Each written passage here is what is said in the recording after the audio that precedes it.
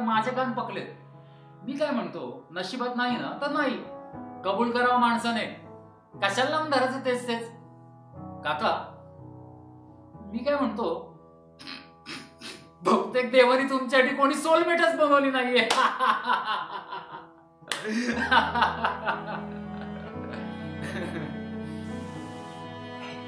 श्रीकांत, अरे श्रीकांत, थांब. अरे तू कसं बोलतोयस? श्रीकांत,